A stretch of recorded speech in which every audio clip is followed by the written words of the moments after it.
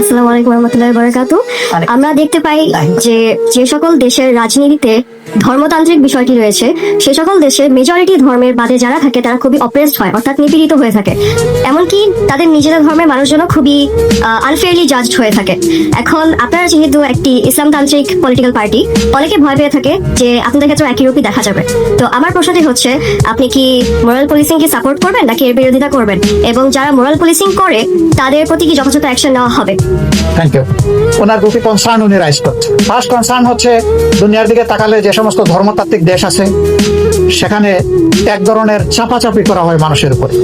মানুষ যা চায় তাও মানুষকে ডেলিভারি দেওয়া হয়, মানুষ যা চায় না ওইটাও মানুষকে বাধ্য করা হয়। 2 নম্বর হচ্ছে, বিশেষ করে উনি সেকশন আলাদা করেন নাই, মরাল পুলিশিং এর কথা বলেছেন যে আমরা ক্ষমতায় গেলে ওই রকম মরাল পুলিশিং সিস্টেম চালু হবে কিনা, যেহেতু আমরা একটা ধর্ম based part. True, I agree, কিন্তু ওই দুইটা এগ্রি করি না। ওই দুইটার সাথে আমাদের কমপ্লিট ডিসএগ্রিমেন্ট।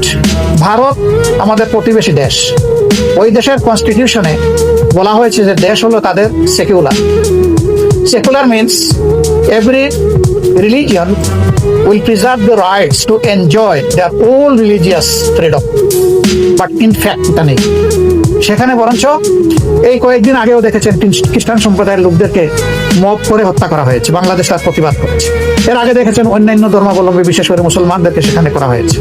তো কি হলো, সেখানে সংবিধানে তো লেখা আছে, ওই সংবিধান তো ফাংশন করছে না।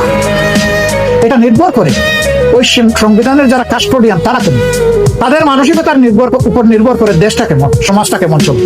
ইসলামের ব্যাপারে মরাল পুলিশিং এর কোনো জায়গা নেই।